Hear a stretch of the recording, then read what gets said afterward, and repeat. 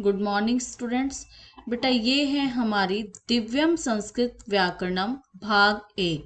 आज हम इसमें पाठ 1 वर्ण विचार के बारे में पढ़ेंगे। ये हमारी संस्कृत की ग्रामर बुक है। इसका पाठ 1 है वर्ण विचार, जिसके बारे में हम आज पढ़ेंगे। ये है हमारा पाठ वर्ण विचार के बारे में।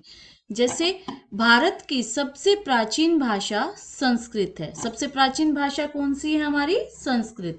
संस्कृत भाषा को अन्य भारतीय भाषाओं जैसे गुजराती, बंगला, हिंदी, मराठी, तमिल आदि की जननी कहा जाता है।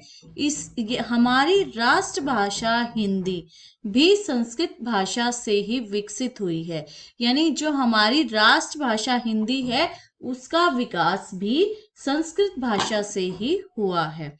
भाषा का प्रयोग अपनी बात कहने, बोलकर या लिखकर और दूसरों की बात समझने, सुनकर या पढ़कर के लिए किया जाता है। कि भाषा के माध्यम से हम किसी भी बात को लिख सकते हैं या बोल सकते हैं या सुन सकते हैं। तो भाषा के दो रूप हैं, मौखिक और लिखित। नेक्स्ट है वर्ण। वर्ण क्या है? भाषा की सबसे छोटी इकाई वर्ण होती है। सही क्रम में लिखे गए वर्णों के समूह को वर्णमाला कहते हैं। कि भाषा की सबसे छोटी इकाई कि जिसके और अधिक टुकड़े न किए जा सके, उसे वर्ण कहते हैं। और सही क्रम में लिखे गए वर्णों के समूह को वर्णमाला कहते हैं। संस्कृत व हिंदी भाषा की वर्णमाला एक ही है। संस्कृत वर्णमाला में कुल 46 वर्ण है। संस्कृत वर्णमाला में कितने वर्ण हैं? 46, जिन्हें दो भागों में विभाजित किया गया है, स्वर एवं व्यंजन, जिनको दो भागों में बांटा गया है। स्वर क्या होते हैं? स्वर वे वर्ण होते हैं जिनका उच्चारण करते समय किसी अन्य वर्ण की सहायता नहीं लेनी पड़ती। संस्कृत वर्णमाला में स्वरों की संख्या कुल संख्या 13 है। ये निम्नलिखित है। यानी कि स्वर जो होते हैं वो स्वतंत्र होते हैं, वो मूल रूप से स्वतंत्र होते हैं। उन्हें बोलते समय हमें किसी अन्य वर्ण की सहायता नहीं लेनी पड़ती। और वो संख्या में कितने होते हैं? 13। कौन कौन से होते हैं? जैसे आ, ई, उ, री, री, ए, आई, ओ, औ। ये सब क्या है? स्वर, जो कि संख्या में 13 है। अब है स्वरों के प्रकार। स्वरों के प्रकार जैसे स्वर कितने प्रकार के हैं? स्वर हमारे कितने प्रकार के होते हैं? 3 प्रकार के। ह्रस्व स्वर, दीर्घ स्वर और संयुक्त स्वर। ह्रस्व स्वर कौन से होते हैं? जिनको बोलने में कम समय लगता है और जिनमें कोई मात्रा नहीं होती, जैसे आ, ई, उ, री और लिरी। दीर्घ स्वर, जिनको बोलते हुए हमें ह्रस्व स्वर से दुगना समय लगता है, जैसे आ, ई, उ, री। तो इनको बोलने में हमें ह्रस्व स्वर से दुगना समय लगता है। उसके बाद है संयुक्त स्वर। संयुक्त स्वर जैसे दो स्वरों के मेल से बनते हैं, जैसे ए, आई, ओ, औ। तो ये है संयुक्त स्वर। जैसे आ से क्या है? अश्वय। अश्वय का अर्थ क्या है? घोड़ा। आ से क्या बनेगा? आपने। आपने का अर्थ है दुकान। ई से क्या बनेगा? इत्रम। इत्रम का अर्थ है सुगंध। इरनोका। इरनोका मोटर बोट, जैसे नाव। उ से उपवनम। उपवनम का अर्थ है बाग या बगीचा। ऊ से उड़ना, ऊन। री से ऋषि, ऋषि। री और री, इन स्वरों का प्रयोग अब हम संस्कृत भाषा में नहीं करते हैं। फिर है ए से एक, आई से एरावत है, एरावत हाथी। ओ से ओष्ठ है, होंठ। औ से औषधम, औषधम दवाई। अब है व्यंजन। व्यंजन क्या होते हैं? व्यंजन वे वर्ण हैं जिनका उच्चारण करते समय स्वर वर्ण की सहायता लेनी पड़ती है। यानी कि व्यंजन मूल रूप से क्या होते हैं? हलंत होते हैं। संस्कृत भाषा में व्यंजनों की कुल संख्या 33 होती है। व्यंजन मूल रूप से हलंत के चिन्ह के साथ लिखे जाते हैं। जैसे क व्यंजन का मूल रूप है क, यानी कि व्यंजन जैसे स्वतंत्र बिना किसी स्वर उसके सहायता के बोले जाते हैं। स्वर जो है वो बिना किसी के सहायता के बोले जाते हैं, वो मूल रूप से स्वतंत्र होते हैं। लेकिन व्यंजन में हमें स्वरों की सहायता लेनी पड़ती है। व्यंजन मूल रूप से हलंत होती हैं। व्यंजन के प्रकार, व्यंजन 3 प्रकार के होते हैं। फर्स्ट है हमारा स्पर्श व्यंजन, जो क से म तक व्यंजन है वो स्पर्श व्यंजन होते हैं। उसके बाद है अंतस्थ व्यंजन, य, र, ल, व, ये 4 व्यंजन हमारे होते हैं अंतस्थ व्यंजन। उसके बाद है हमारा ऊष्म व्यंजन, ऊष्म व्यंजन श, श, स, ह, ये 4 व्यंजन होते हैं ऊष्म व्यंजन। स्पर्श व्यंजनों को 5 वर्गों में विभाजित किया गया है। प्रत्येक वर्ग में 5 वर्ण होते हैं और प्रत्येक वर्ग का नाम उसके प्रथम वर्ण के नाम पर रखा गया है। जैसे स्पर्श व्यंजन है हमारे क से म तक, तो क से म तक हमें इन्हें 5 वर्गों में बांटा गया है। क वर्ग में कौन से आते हैं? पहले 5 वर्ण, जैसे क, ख, ग, घ, अड़। फिर है च वर्ग में च, छ, ज, झ, ग। ट वर्ग में ट, ठ, ड, ढ, न। त वर्ग में कौन से होते हैं? जैसे त, थ, द, ध, न। प वर्ग में कौन से आते हैं हमारे? प, फ, ब, भ, म। तो ये जो क से लेके म तक जो हमारे व्यंजन है वो क्या कहलाते हैं? स्पर्श व्यंजन। उसके बाद होते हैं अंतस्थ व्यंजन। अंतस्थ व्यंजन जैसे हमारे हैं य, र, ल, व। अंतस्थ क्यों कहा जाता है इन व्यंजनों को? कि जैसे जब हम इन व्यंजनों को बोलते हैं तो हमारी जो आवाज है वो अंदर से निकलती है, य, र, ल, व, तो इसलिए इनको अंतस्थ व्यंजन कहते हैं। और ऊष्म व्यंजन जैसे हमारे ये हैं श, श, स, ह। तो जब हम इन व्यंजनों को बोलते हैं तो हमारे अंदर से एक ऊष्मा पैदा होती है, एक गर्मी पैदा होती है इन व्यंजनों को बोलने में, तो इसलिए इन्हें क्या कहा जाता है? श, श, स, ह। अब हम इन व्यंजनों से बने हुए शब्दों को देखेंगे। जैसे क व्यंजन है, क व्यंजन से क्या बना है? काक्य है, काक्य का अर्थ है कौवा। ख से खगे पक्षी। ग से गजे हाथी। घंटिका घंटी, अणय खाली होता है। फिर च से चंद्र का अर्थ है चांद। छ से छात्र है, विद्यार्थी। जालम है, जालम का क्या अर्थ है? जाल। झ से झरे, झरना। ग खाली। टोपी का टोपी। ठालनी, करघनी का अर्थ होता है जैसे कमरबंद जो हम बांधते हैं उसको बोलते हैं करघनी। फिर है डाली में का अर्थ होता है अनार। ढोले, ढोल। न खाली।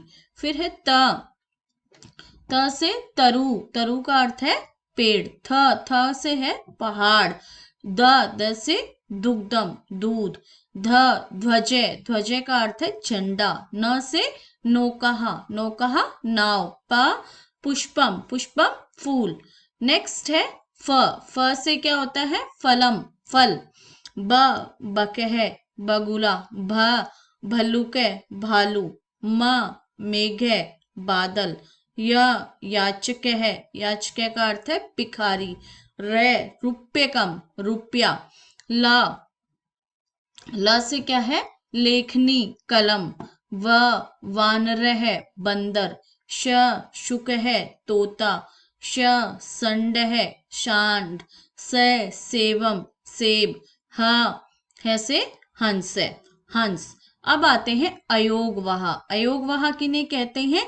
ये न तो स्वर होते हैं और न ही व्यंजन होते हैं, इन्हें केवल चिन्हों के द्वारा ही दिखाया जाता है। और ये कितने होते हैं? 2 होते हैं। जैसे अनुस्वार और विसर्ग। अनुस्वार जो हम शब्द के ऊपर बिंदी लगाते हैं, अंग के ऊपर बिंदी लगाते हैं, वो होता है अनुस्वार। और किसी भी स्वर के साथ हम, किसी भी व्यंजन के साथ हम आगे 2 डॉट लगाते हैं तो वो क्या होती है? विसर्ग। विसर्ग होते हैं और उनमें हा की साउंड होती है। जैसे अनुस्वार में संपन्न, पंकज, तो हमने ऊपर स पर डॉट लगाई तो वो क्या बन गया? अनुस्वार, संपन्न और पंकज। इसी प्रकार विसर्ग में हम 2 डॉट, जैसे पुन है, पुन के आगे हमने 2 डॉट लगा दिए तो ये विसर्ग हो गया। और विसर्ग में हा की साउंड होती है तो इसे बोला जाएगा पुनः, प्रातः। तो ये होते हैं अयोगवाह। अब आते हैं हमारे संयुक्त व्यंजन। संयुक्त व्यंजन क्या होते हैं? जब दो व्यंजन, जो दो व्यंजन 2 व्यंजनों को जोड़कर बनाए जाते हैं उन्हें कहते हैं संयुक्त व्यंजन। जैसे क्ष, क्ष हमारा व्यंजन किससे बना है? 2 व्यंजनों से, क और श। क और श से मिलकर हमारा क्षय व्यंजन बना है। ऐसी इसी प्रकार त्र व्यंजन हमारा बना है तय और रे से। तय और रे 2 व्यंजनों को जब हम मिलाते हैं तो त्रय बनता है। गे व्यंजन जय और गे से मिलकर बना है हमारा गे व्यंजन। श्रेय व्यंजन शय और रे 2 व्यंजनों से मिलकर बना है। इसी प्रकार ध किससे बना है? द और य 2 व्यंजनों से मिलकर। ध और ध 2 व्यंजनों से मिलकर। प और र 2 व्यंजनों से मिलकर बना है। कत, क और त 2 व्यंजनों से मिलकर बना है। तो इस प्रकार संयुक्त व्यंजन क्या है हमारा? जो 2 व्यंजनों से मिलकर जो व्यंजन बनता है उसे हम कहते हैं संयुक्त व्यंजन। अब है हमारा वर्ण संयोजन या वर्ण संयोग। स्वर एवं व्यंजन वर्णों को आपस में जो जोड़ने की प्रक्रिया है, स्वर को और व्यंजन को दोनों को आपस में जो जोड़ने की प्रक्रिया है उसको हम वर्ण संयोजन या वर्ण संयोग कहते हैं। जैसे फर्स्ट एग्जांपल देखो कि जैसे ज व्यंजन है हमारा अस्वर है, ल व्यंजन है अस्वर है, म व्यंजन है। तो जब हम इसको स्वर और व्यंजन दोनों को जोड़ के एक शब्द बनाते हैं वो क्या बन गया हमारा? जलम। इसी प्रकार क व्यंजन है अस्वर है, म व्यंजन है अस्वर है, ल व्यंजन है अस्वर प्लस म व्यंजन, तो इन सबको जोड़ के क्या बन गया? कमलम। इसी प्रकार से न व्यंजन है, अस्वर है, द व्यंजन है और ईश्वर है, इन सबको जोड़ के क्या बन गया? नदी। तो इसी प्रकार से जब हम अलग अलग व्यंजन और स्वर को जोड़ेंगे, जैसे प प्लस ई, त प्लस आ, तो क्या बन गया हमारा? पिता। फिर है भ प्लस अ प्लस ग प्लस ई प्लस न प्लस ई, भगिनी। तो इसी तरह के ये सब एग्जाम्पल्स हैं। जब हम स्वर और व्यंजन दोनों को जोड़ते हैं तो एक नया शब्द बन जाता है, वो हमारा वर्ण संयोग बन जाता है। तो इसी प्रकार से आप सब एग्जाम्पल देखोगे। उसके बाद है वर्ण विच्छेद। अभी तो हमने क्या देखा था? वर्ण संयोजन कि शब्दों को जोड़ना। उसी प्रकार हम वर्ण विच्छेद, शब्दों को अलग करना, जैसे वर्ण विच्छेद या वर्ण वियोजन कि किसी शब्द में प्रयुक्त स्वर एवं व्यंजनों को अलग अलग करने की प्रक्रिया को वर्ण विच्छेद या वर्ण वियोजन कहते हैं। वर्ण विच्छेद वर्ण संयोजन का विपरीत होता है। यहाँ शब्दों में जुड़े वर्णों को अलग अलग किया जाता है। जैसे वर्ण विच्छेद में तो हमें वर्ण अलग अलग दिए होते हैं, हमें उसे जोड़ना होता है। और वर्ण वियोजन, इसमें हमें वर्ण दे रखे हैं, शब्द दे रखा है, शब्दों को हम इसे अलग करेंगे, वर्ण विच्छेद करेंगे। जैसे शब्द है हमारा धनम, तो हम इसे अलग करके लिखेंगे। तो ध व्यंजन अस्वर, न व्यंजन अस्वर प्लस म व्यंजन। जैसे नेक्स्ट वर्ड है हमारा विद्या। विद्या कैसे है, व व्यंजन, ई स्वर, द व्यंजन, ये व्यंजन, तो और आ स्वर, तो ये क्या बन गया, विद्या। प्रजा, प्रजा, प्रजा में क्या बनेगा, जैसे प्रजा में प व्यंजन, र व्यंजन, आ स्वर, ज व्यंजन और आ स्वर। इसी प्रकार आम्रम, आम्रम आ स्वर, म व्यंजन, र व्यंजन, अ स्वर प्लस में व्यंजन। तो इसी प्रकार ये सब एग्जाम्पल्स बनेंगे। उसी इससे आगे नेक्स्ट है हमारा विशेष। ध्यान दे कि वर्ण क्या है, वर्ण भाषा की सबसे छोटी इकाई होती है जिसके हम टुकड़े नहीं कर सकते। संस्कृत वर्णमाला में 46 वर्ण हैं जिन्हें 2 भागों में बांटा गया है, स्वर और व्यंजन। स्वरों के उच्चारण में किसी अन्य वर्ण की सहायता नहीं लेनी पड़ती, यानी कि स्वतंत्र स्वर जो हैं वो मूल रूप से स्वतंत्र होते हैं और इनकी संख्या 13 होती है। स्वर 3 प्रकार के होते हैं, स्वर ह्रस्व स्वर, दीर्घ स्वर और संयुक्त रूप से 3 प्रकार के होते हैं। व्यंजन वर्णों के उच्चारण में स्वरों की सहायता लेनी पड़ती है। व्यंजनों की कुल संख्या 33 होती है। व्यंजन मूल रूप में हलंत के चिन्ह के साथ लिखे जाते हैं, जैसे क।